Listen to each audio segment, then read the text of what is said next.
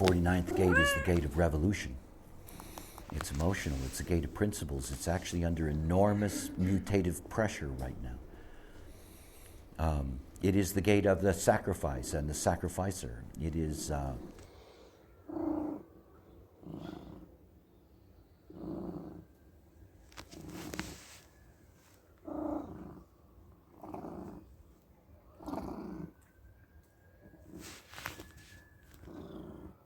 it is the gate of marriage and of 49th gate is the gate of revolution. It's emotional. It's the gate of principles. It's actually under enormous mutative pressure right now. It is the gate of the sacrifice and the sacrificer. It is the gate of marriage and divorce. And so this 49th gate as a nodal gate, what you get to see out of that gate is first of all colored by the emotionality of the gate. So for example, if you have a 49 personality node, you see an emotional world. And you see a world that's going up and down. And what you're intended to see is that you're intended to see that the only thing that may be able to stop that up and down are principles that are correct. And so yours is a life of looking for what are the correct principles. Seeing whether there are principles that eliminate that wave. But you see an emotional world. And in that, there is deep sensitivity. In other words, you see the sensitivity of others to principles that appear to be right or not. And you also get to see that this is a world in which there are always those that get sacrificed. Always. Always.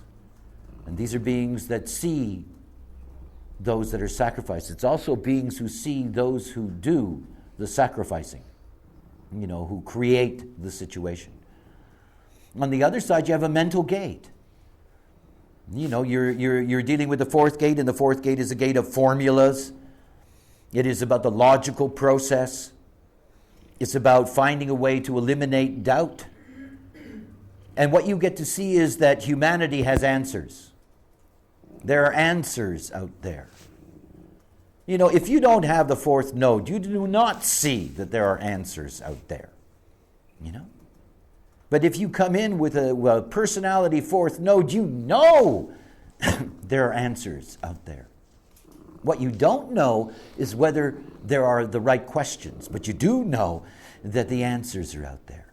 And when you see the two of them together, that is, you see the continuity of this polarity, the 49 and the 4, what you're looking at is somebody who's looking out at the world and they are looking for the answers to the future. They're looking for principles that will hold humanity together, that will hold bonds together. They're looking for those things. They also see them. They see where bonds work and they see where bonds don't work. They see where humans can be obedient and where they will be in rebellion. They see those things. They see the answers that work. They see the answers that don't work. But the themes are what they're looking at. Principles, answers is what they're here to see.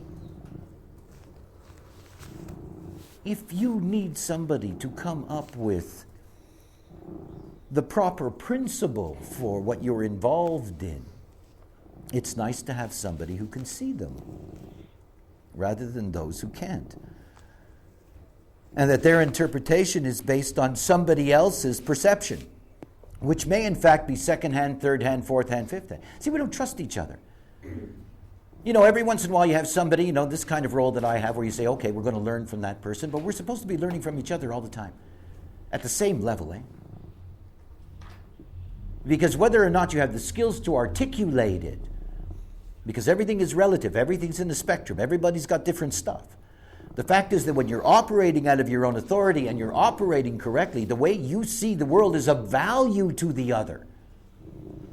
And not something that should be, yeah. That's not the way I see it. I mean, one of the things I've always enjoyed about this knowledge is that it takes away, it brings respect for the other. Let's put it that way. You know, you see somebody's design and you see the potential. But more than that, when I look at somebody's design, when I look at the positive side, because it's very easy to look at the negative side of anyone's design because most human beings live out what is negative in the construct. But when I look at the positive side, you know, I'm always looking at a seer. I'm looking at an oracle. I'm looking at, you know, the voice of a unique perspective that nobody has ever had access to. I mean, how are you supposed to know what this process is about when there aren't all those voices that see in all those ways expressing it correctly and sharing it in the collective sense? You know, these concepts of round table. Well, you know, give me the full example of everything. And wouldn't that be interesting? You know, what we really see. All these thousands and thousands and thousands of different ways that we see. And in that lies the magic of the whole consciousness as a whole. I mean, it's so clear to me when I look at my own nodal process. It's hilarious. You know? You know, what I like is that the deeper you are in this knowledge, the more fun you can have laughing at yourself. Eh? Because it's good to laugh at yourself. Eh? Don't be afraid to laugh at yourself. It's really healthy. You know, it's one of the best things to do. I'm one of the best jokes I have. You know, and it's very satisfying. At any time of the day, I can remind myself of how hilarious it all is. And it is about seeing. You know, the seeing. I mean, this whole consciousness, you know, if you see correctly, what you're really saying is, I'm not burdened by the conditioned world. I mean, when your mind is in charge, you have to try to see as many ways you can. You know, you have to play the game. You know, you got to go through all the bullshit of dealing with the world around you. You're never yourself. You know, you're never real. The moment you see correctly, you can't have all of that stuff bothering your mind. There's no room for it.